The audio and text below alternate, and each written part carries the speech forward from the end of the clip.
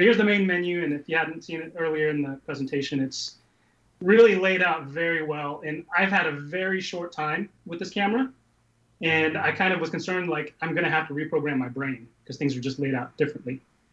But after a little bit of time with it, things are just intuitively in the places that you would expect to find them. And I think, again, that's thanks to all the people out there that have provided feedback about where they think things should go.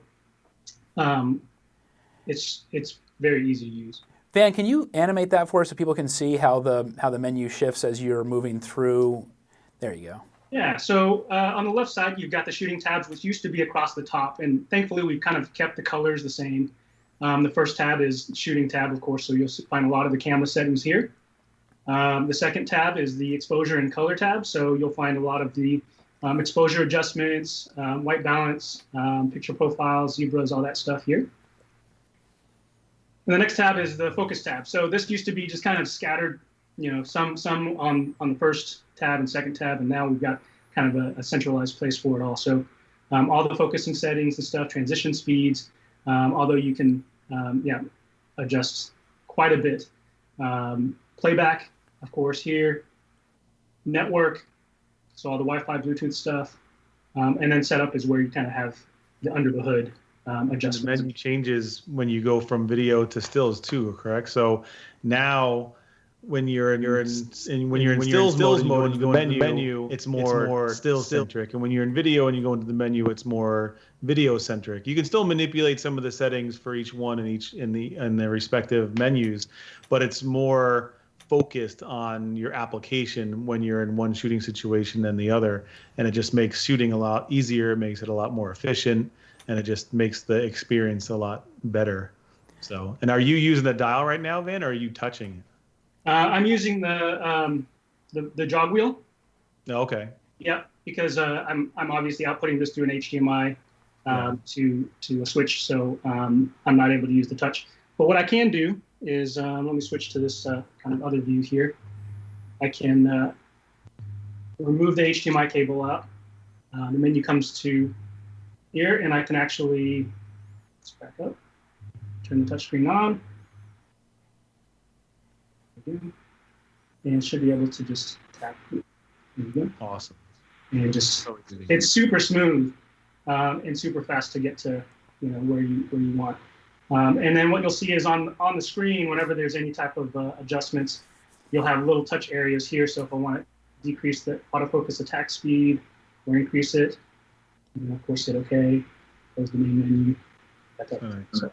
Which also means when you have that screen flipped out in a shooting scenario where you can't access the back of the camera, you'll be able to set one of the top buttons as a customized button for your menu, and then you can scroll through and go through your menu even while the camera is against the dashboard of a car or windshield of a car or in the corner or in a rig, shooting rig. So it really makes a lot more usability than what we've had before. It's just really nice. And again, this menu system has been just hundreds and hundreds of hours, thousands of hours of talking to customers, not just on the pro support side on doing events, but every time we have condo, every time we talk to our artisans of imagery and our collective and talking to DPs and videographers, we just take all their feedback, and this camera is really the culmination of that. And you can see it in this menu because it's the menu that a lot of us have been looking for. I'm sure Van had the same thing, but when you first turn it on, we're so dialed in the old menu, we're like, oh no, a new menu, like my heart stopped for a second. And then of course I start going through it, and then I'm like, wow, this is actually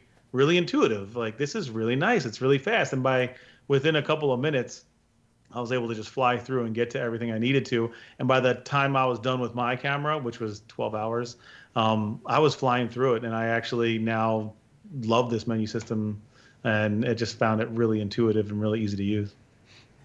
And yeah, so I turned on my picture-in-picture so you can kind of see what I'm doing to the back of the camera, the top of the camera. Yeah. Switch to stills mode.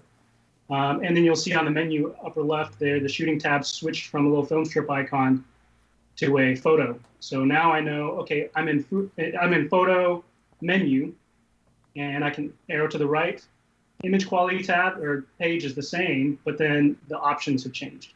So now I have all my still settings if I want to go in and change, the type of files and stuff that I'm going to record.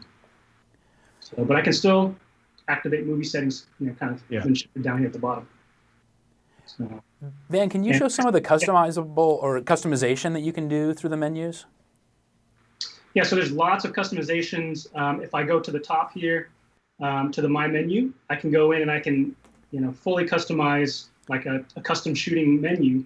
You can add many different pages here, add different items. So if I add an item, I can it basically takes me to all the assignable functions here, which is most of the tabs, most of the functions. So say I want to add aspect ratio. And, that's kind of My Menu 1 is kind of a lot of video stuff. So maybe I'll start a new one, add it to My Menu 3, arrow to the right, select. It's been added. Now if I back up using the menu button and out, there's My Menu 3 now. And there's the aspect ratio I just added. So fully customizable. And of course, you may have seen it here when I was just briefly here. Down at the bottom, it says display from My Menu. I can actually have that, the menu button here on the back, pull up the My Menu pages first.